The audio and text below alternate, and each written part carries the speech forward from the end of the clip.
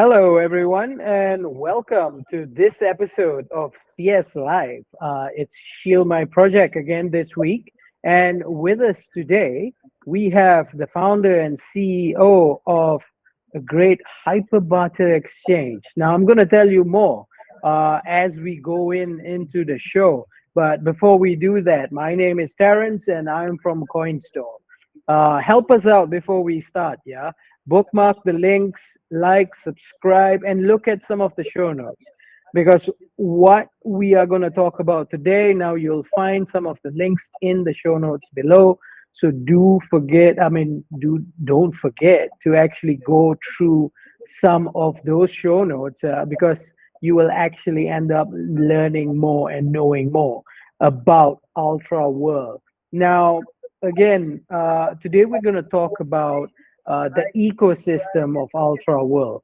So that's the 1111 coin, HYBX, and of course the Ultra chain itself. Now, this all makes the Hyperbarter exchange. I'm not going to butcher it. I'm going to let their CEO, Lloyd, on the show today explain it. So, again, without further ado, welcome to today's show. My name is Terrence, and this is Coinstore CS Live. So, Lloyd, again, thank you for making time. Appreciate you on the show today. Lloyd, for the benefit of everyone tuning in and listening to us today, a quick introduction from yourself, please. Hi, Terence. Thank you very much for having me on this evening, or today, depending on where you are in the world. My name is Lloyd. I'm a co-founder of the Ultra World 1111 fractionalized distribution of gold project. We have a couple of other founders in the system. Paul Russo, who's also a co-founder, and Craig Smith, who's with us from New Zealand. So he's also an important part of it. Great. Thanks for that, Lloyd, and welcome on the show. Now, from what we see, the team is large and the history is long. Could you give us a little bit of a background and how you came about the business? So how did you come about finding and building this project itself? Okay, it's probably a very long story, so I'll keep it as short as possible. Paul Russo and I, Paul was actually one of my managers in the barter industry 20-something years ago, a long time ago. I had some experience and had an interest in a business that was in the DVD vending industry. Along the way, we realized that it was essentially a shared ledger. And by applying our knowledge in the barter industry and alternative currency industry, we could use that shared ledger to help trade the value of transactions. So the proof of a transaction between a goods and a service, and the value of that transaction can be traded. So Paul and I sort of worked towards that end through brainstorming, coming up with different solutions, right through to the early 2012, 2013. Around 2015, Craig Smith came on board, and we started really working towards using much more updated blockchain technology to our benefit to be able to fractionalize the value of something of value like gold, and provide people with a small cost entry gateway into the investment in gold. So that's where we saw the advantage in cryptocurrency, essentially, and the ability to trade off that value in goods and services. Mm-hmm. And Lloyd, that's interesting that you pointed out that it's a gold-backed token in a way. Could you also sort of dive into that a bit and talk to us about the relationship within the ecosystem, the 1111 coin, HYBX, and the proprietary chain itself? Talk to us about that and tell us a little bit more. Okay. So at the end of the day, the 1111 coin itself is a 100% gold-backed currency or gold-backed crypto token. each one of those tokens represents 1/1000th of 1 ounce of gold. So, and roughly around the $2 mark on the spot price of gold globally at the moment, obviously going up and down a little bit from there. The reason why we've chosen gold as the best source of asset, or the unit of asset to fractionalize, is because essentially it's historically the most reliable store of wealth that has been in humanity since the start of time. Given that there's also some rules around how gold can be treated, particularly if you own it. It's very heavy, it's hard to transport around, and it's not particularly liquid in the sense that 1/1000th of 1 ounce of gold equals $2. So to be able to buy a cup of coffee or tea and scones or something that you want to buy with it at a low cost value, it's impractical to be carrying around lumps of gold to be able to buy and sell goods and services. So there was rules around that came into existence through history, and that turned into the gold standard. And the gold standard law essentially says that if you have 1 ounce of gold, you can write a promissory note of value against that gold, give that to someone to use as an instrument of trade, and trading the value of what they've earned off you, and you've paid them in a promise of gold, and they're able to trade the value of it. So we saw the opportunity to break gold down into very minute amounts, 1/1000th, and then to be able to use the digital ledger and the smart contract technology to be able to issue out a promissory note or a promissory token against the gold that you own. So each one of you gets to choose what you do with the value of that gold. Essentially, you want to store the value of that gold long term, build it up and build up your store of wealth, and trade the value of that gold like it's been done for centuries now, and use that to buy and sell goods and services, and uniquely in history participate in the world of decentralized finance, or DeFi token. HYBX is that window of opportunity to trade off the volatility of crypto without losing your original investment in the 1111 or the original gold itself. To comply with the world of cryptocurrency, the world of markets, you need liquidity, you need cash liquidity to be able to provide an opportunity. If you've traded into something, you need to easily be able to trade out of it at the end of the day. If you bought 1111 off us, that's redeemable for real gold, physical gold. So at the end of 2025, around December 2025, we will make announcements to start when the timeline for when you can start receiving gold if you choose to do so. So you can take those 1111 that you've bought today, give them back to us, and then we'll give you the physical gold in replacement for it. That's the whole idea around 1111. Obviously, in saying that, the HYBX that you've generated and traded out, any remaining HYBX would need to be redeemed as well, because you've lost that value. You can't trade the HYBX anymore because you've turned that 1111 into physical gold, and that's entered the physical realm essentially, and any trading currency that's built off it or promissory notes that are built off it in the crypto world or the digital world essentially don't exist anymore at that point.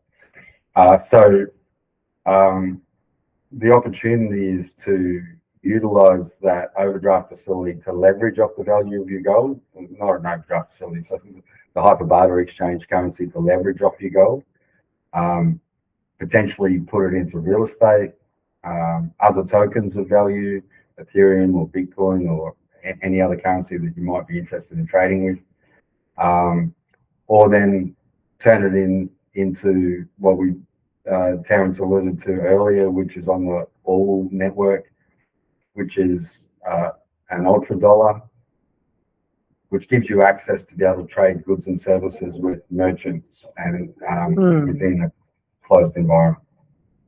Got it. And earlier on as well, Lloyd, prior to the show, you were telling me about a purchase contract that you have with the gold mine as well. Now, talk to us about how you're securing this physical gold and ensuring that that 1111 coin is actually really gold backed. Okay. So there's a couple of steps we're taking. The first step we took was to get a forward purchase agreement with the gold mine. The forward purchase agreement was for 100,000 ounces. Um, and it's part of the reason that makes 1111 viable and allows us to be able to trade it out, because obviously a forward purchase agreement requires or allows for the gold to be delivered at a later date. So you're actually buying the gold in advance at a discount. That gives us access to gold at a cheaper rate and allows us to sell the 1111 out at spot price and make a small margin to help with obviously delivering the business model that we're choosing to deliver and making some profit in the meantime. The business is not fixated on one gold forward purchase agreement. We've also entered into a delivery agreement with gold suppliers of physical gold on an ongoing basis, so that delivery has started to happen. It will happen on a 2-monthly or 3-monthly basis over the next 5 years. That agreement is for 50 kilos of gold, so that's in excess of the 100,000 ounces of 1111 we've already minted. It's nice that we've already started taking delivery of it, to be honest, and it's going to be good to see it come in more. As it builds up, we evolve the management of that and the assurance around what's involved to store that gold on behalf of the community. Got it. And having being based in Australia now, the business is also registered in the country itself. Could you tell us or take us through some of the challenges that you faced earlier on into convincing some traditional establishments to join you and to sort of go along with this journey of yours? Could you give us a story there? Yeah, sure. To be honest with you, we're being open and honest with ASIC and AUSTRAC and communicating with the authorities that oversee or the policy around what we're doing in the crypto space and finance space. It's a little bit groundbreaking, obviously, that we're combining a barter exchange with a cryptocurrency in a fiat currency environment. I'm sure it's probably challenging for a lot of the lawmakers and facilitators of monetary policy to get their heads around it. We're doing our best to communicate with them regularly. We're registered and complying with all of Australia's regulations at the moment in regards to securities policies, getting legal advice at all times, and making sure that all of our investors, I mean, our biggest concern is making sure that our investors don't get the rug pulled by us making a mistake on a regulatory basis. So it's really important to get those regulatory things in place and make sure we're abiding by everything that's required by the country to facilitate the business. So at this point, we're doing that, and we're doing everything in our power to continue to do that. Yeah, that's definitely brilliant as well. And could you tell us about some of the businesses that have pledged their sort of commitments to you at the moment? Could you give us an idea of who you're onboarding now? Okay. So the really good thing about it is that we're really merchant based around merchants, first and foremost, other business owners, small business owners, entrepreneurs, and large business. We had challenges along the way. The crypto space has been through its own challenges. We started out in this way before anyone knew what the word crypto actually meant. So the project has not been absconded, but we have certainly handed out a lot of intellectual property to different projects along the way that haven't supported us to the end.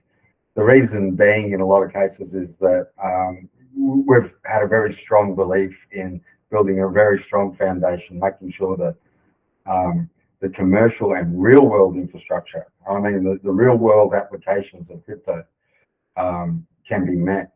It's all well and good to have a crypto space or a technology that speaks everyone to who's in crypto, who might be technicians,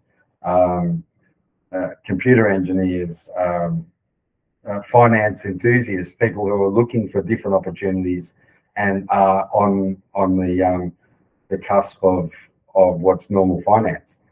Our challenge all the way along has been to build something that's going to meet the general population's needs and wants. So how does it solve the problem for the average person in the street trying to get by day to day? That's what we're trying to solve. So there's been challenges along the way with nearly every business we've come in contact with, because it sort of seems back to front the way we've been developing it. But at the end of the day, you've got to have a foundation, and we believe we've built the foundations in the gold and the creation of the 1111 and the evolution of our own blockchain and moving into that new blockchain space where we reduced all the gas fees to nothing and sped up the transactions to make it more convenient for the general public. So at the end of the day, that's what we're trying to achieve. Yeah, yeah. And going off on that point as well, it's basically about business marketing and maximizing capacity of some sort, isn't it? Could you give us some of the potential use cases here? For sure. So the best use case for, and from what you're alluding to, is moving into the hyper barter exchange as a unit. So the best use case for a hyper barter exchange in the way we're delivering it is, the first thing, the technology that you get around it, the ability to develop your own app, brand your own app, launch your own app on your website as a web app, or take it to the next stage and launch it separately as an app, to collect data from your customer base, provide a reward system for your customer base, and gamification of the marketplace, so that you can create that engagement with merchants. The merchants can create that engagement with their customers, reward their customers for being good and loyal customers in their business, use the system to introduce new products, and ultimately to reduce the amount of downtime in their business and surplus capacity, so that they're maximizing every opportunity they've got to grow their business and create profits absolutely wherever possible. That's essentially what that app provides us with the ability to do. So it's maximizing downtime. So if you're a restaurant and you've got Tuesday nights and Wednesday nights that you've got 10 tables out the front that haven't had anyone sit in them for the last 6 months, you might provide them with the opportunity to come in and spend some cryptocurrency in your business. So you can market that out to our customer base of HYBX token holders, and those token holders will get the opportunity to come in and enjoy your business and experience what you've got to offer. And that can go the same for the retail industry, end of line stock, the building industry. There's really not an industry you can't apply it to, as long as you provide the understanding of how that industry works. And that's definitely unique to this business as well. Is there any other things that you want to highlight about the whole platform, about your world at the moment? I mean, what are other advantages that you think are really being highlighted at this point? Yeah, well, the Web3 is definitely evolving at a rapid pace. We've taken the opportunity to launch our own blockchain to house Hyper Barter Exchange and the 1111 project.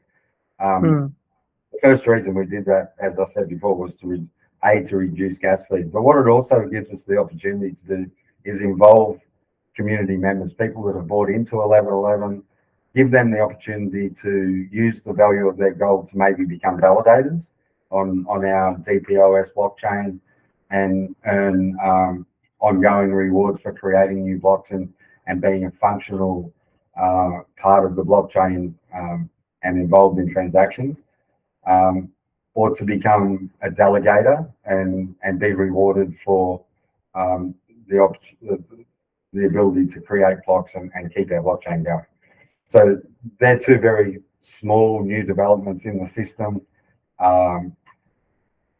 We also have the opportunity to provide other projects with the ability to launch on our platform.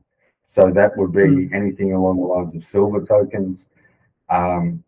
We've got a project that's is going to start selling off a jade token, which is actually backed by Imperial Jade. Very high quality. It's all being assayed and tested for value now. So we go through that due diligence process to make sure that what the project's bringing to the table is going to actually deliver. And ultimately, that just increases the ability to for merchants within the Hyperbarter exchange to maximize the value that's coming onto our new blockchain. So if people are delivering new silver coins and want to incorporate in the Hyperbarter exchange, we provide the opportunity for them to do that. If they want to bring in a copper coin, depending on the value and how much they bring in, that can interact with the Hyperbarter exchange. So it provides a lot more scope for different projects, and it provides a huge amount more scope for merchants and customers to take advantage of cryptocurrency in a real world function.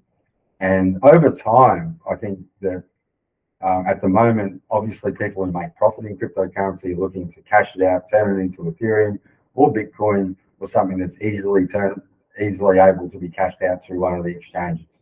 Our ultimate goal is to not create pseudo type catchment areas where you stake your money and it holds there and that keeps the value of the currency up. Our concept is to invite that cryptocurrency into a marketplace and allow it to create profit, allow it to pay people, allow it to feed people, and allow it to grow local economies. And I want to make it critically clear, it's not about turning cash into cryptocurrency to avoid tax, right? Because in a marketplace where you're a merchant in a local business community, that in most places in the world, if you earn a profit, you're going to pay a tax of some sort. So that's this whole system is not designed to avoid that. This system is designed to help you make more profit and enable you to pay tax and not be concerned about that you have to. You know what I mean? It's designed to do the job of taking up surplus capacity in the marketplace, having a low entry price for the investment in gold, and giving people the ability to value add and leverage off unused or surplus capacity. Got it. Yeah, got it. Thank you for that, Lloyd. I think it has been definitely a great introduction to the project as well.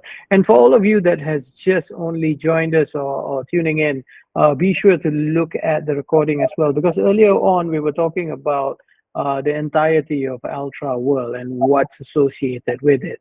Now, the project essentially is definitely gold backed with forward purchase agreements, with gold mines registered, and is currently being regulated as well. So the entire ecosystem is traditionally designed to help traditional businesses and have them provide them actually with the capacity to interact with the Web3 world and become that merchant there. So it's all good, it's all new. I encourage you to sort of look into it as well. And to some of you listening or tuning in, you have posted some of your questions instead. Now you can do that, and that is the second part of the segment where we actually get some questions from the community. So for all of you who wants to actually participate, please look down below and you can see how you can about to do that. Yeah. So I have a few questions here. Lloyd, this is coming from the community itself. First question is how do you intend to integrate and onboard new policies?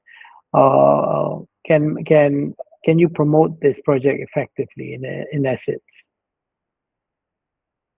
Okay. Uh, the ability to bring on new policies, absolutely. That's essentially the idea of building the ultra chain or Mm, all network. Is it gives us the opportunity to upgrade, which we've already done. The 1111 token up until 2 weeks ago was a 6-year-old Solidity contract that had some, not that they'd been compromised, but they were there. There was some issues in the contract. So our current team of developers who are full time, they're in house, did a full audit on that 1111 contract, provided us with the opportunity to reissue it onto the new blockchain with better security protocols in place, with a stronger tether and a stronger peg to the value of gold. Remembering that it's a redemption token, so it's pegged to the value of gold with the tether, and is designed to track the value of gold always. Obviously, unless it becomes extraordinarily popular, and it may go up in value over and above what the tether or the peg states. That's a huge opportunity. Now, the idea of that is that it becomes redeemable in 2 years' time. Essentially, to fit with the marketplace and with the ability to trade and have that liquid on an exchange, we're almost backing it twice. So we're creating that liquidity, that backable liquidity on the crypto exchanges. We're providing liquidity through our liquidity services, and making sure that that token can be traded and traded out if needed down the track. So it's almost back twice if you want to look at it that way.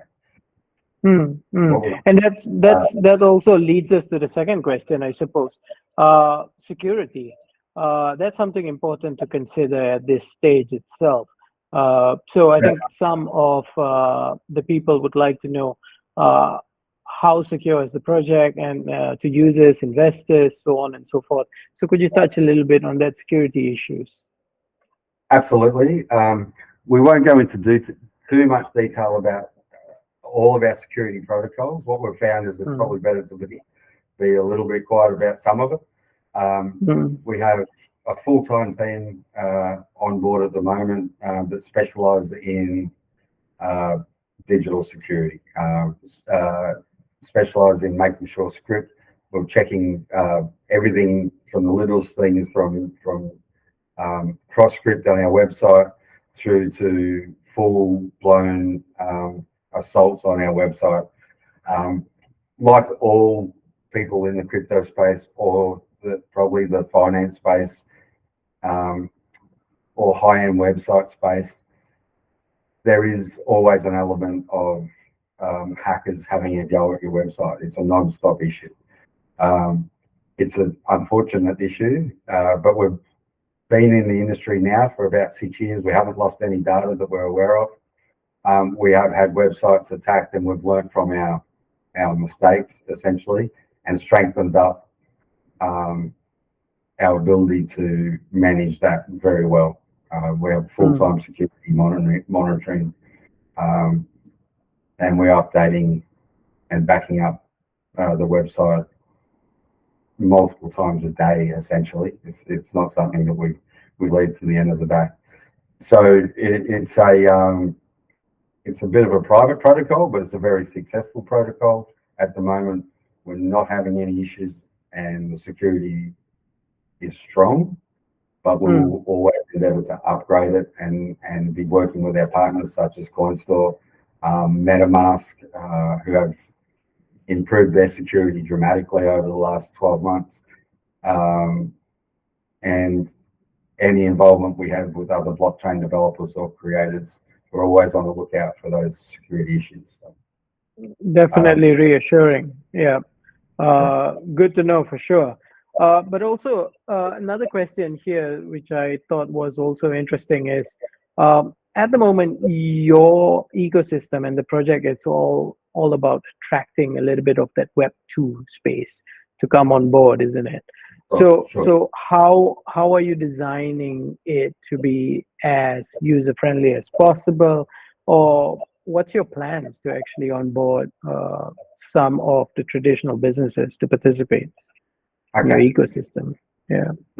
So obviously timelines can get blown out a little bit with development. We've been working on an amazing project that's actually the hyperbarter exchange itself. So it's a full app-driven um, software, and it has multiple interfaces. It has a fantastic interface and UI experience for consumers and customers of the merchants. It has a fantastic merchant interface, and all of it is Web 2 essentially. And what that Web 2 environment does is allows us to deploy the apps traditionally on Google and Android. We can have web apps that can be downloaded off of and attached to your browser or onto your screen on your on your computer on your home screens. Um, that then essentially makes an environment that you're used to dealing in. It seems like it feels like a website. All the functionality of it is a traditional Web2 website. What it does do is give you access um, to Web3 through that Web2 interface, and gives you access to the Web3 world and everything we're doing within our wallet space, within MetaMask and within the Ultra world or network blockchain. So it's could take a little bit of time for people to become accustomed to it, but we see it as a everyday user-friendly interface. And at the end of the day, most people won't even realize that they're communicating on a Web3 platform because of the seamless, similar to using other online shopping carts and shopping interfaces right now. Mm. And there's a question here as well about being relevant and maintaining that visibility. Sort of how are you planning to continue this engagement, and how can you involve the community to contribute here? Okay, so a really cool part of our HYBX platform is a gamification. So even us, we like the platform so much that 1111 and the Hyperbarter Exchange and Ultra World will create an account when that's launched. That account allows us to communicate one-on-one directly with our membership base. It allows us to gamify it so we can put up competitions on a daily basis and constantly remind the world around us that we exist.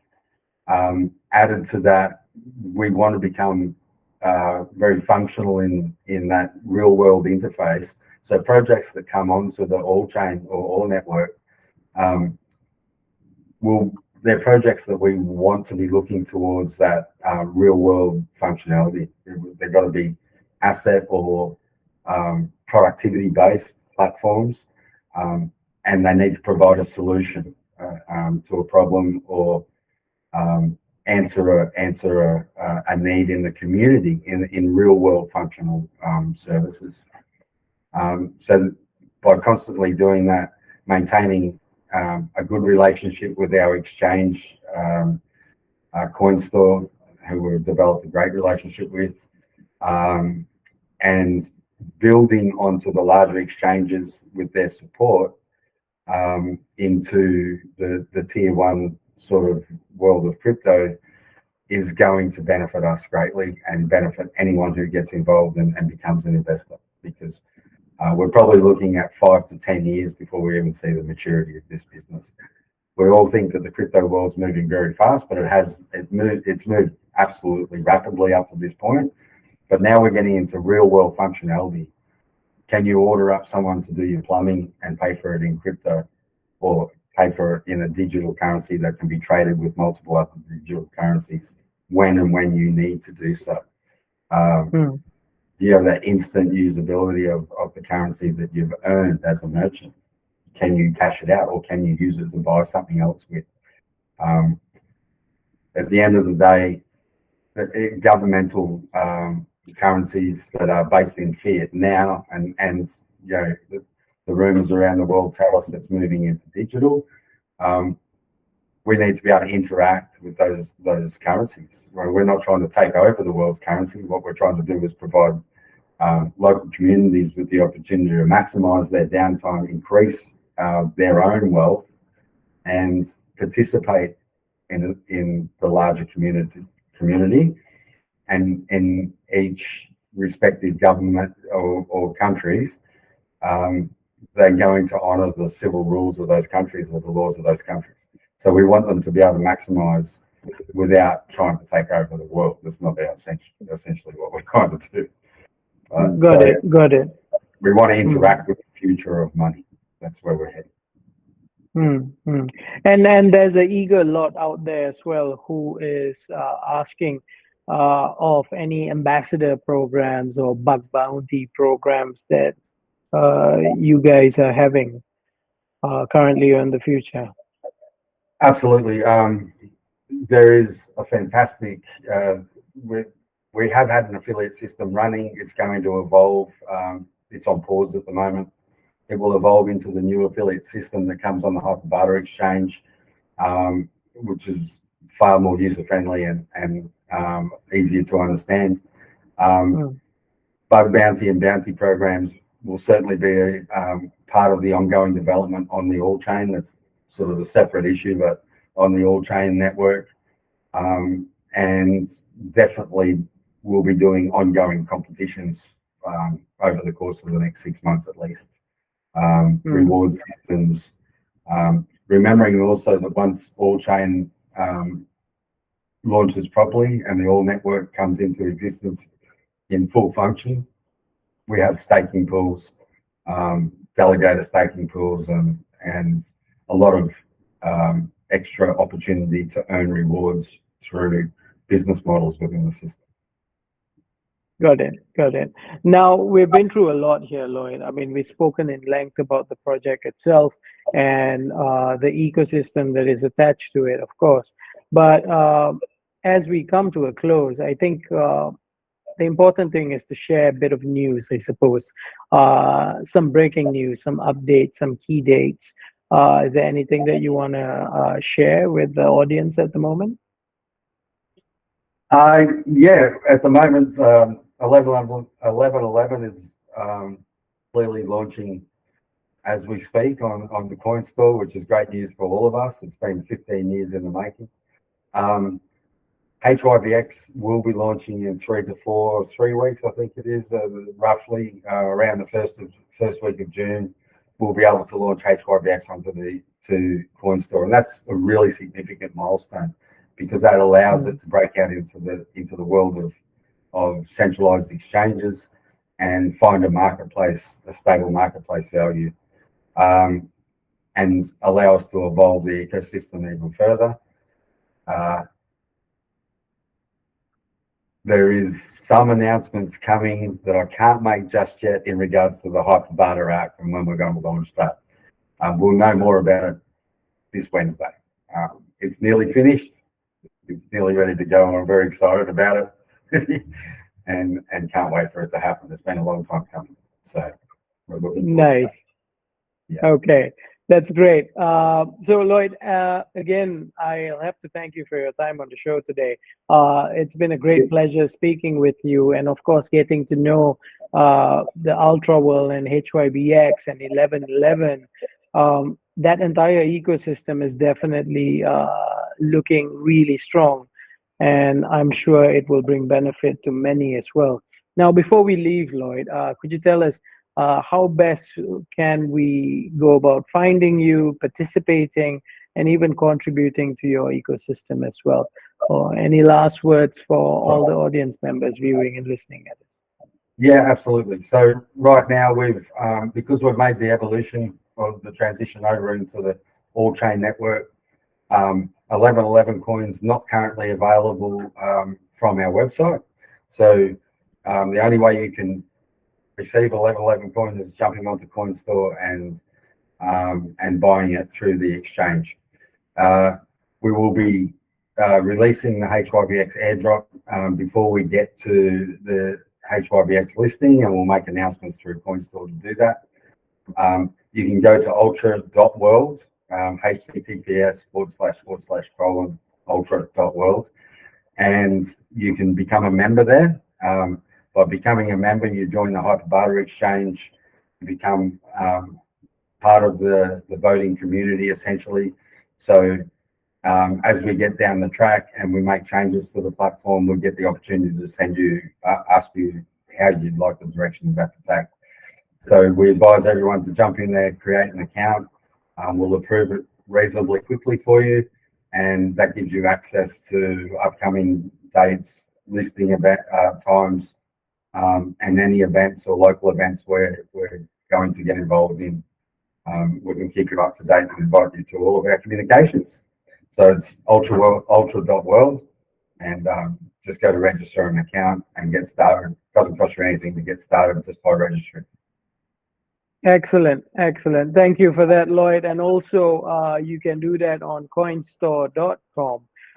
So go ahead, learn more. The show notes are down below. The recordings are available in most of our socials. Just keep a tab there and bookmark it and come back if you want to re-watch the episodes, okay? So with that, that is today's show of CS Live, that's Shill My Project. And without further ado, I would like to thank you all for your time and tune in to the next show. Thank you again, Lloyd. You have a good day. Thank you, Terence. You have a good day too, mate. All right.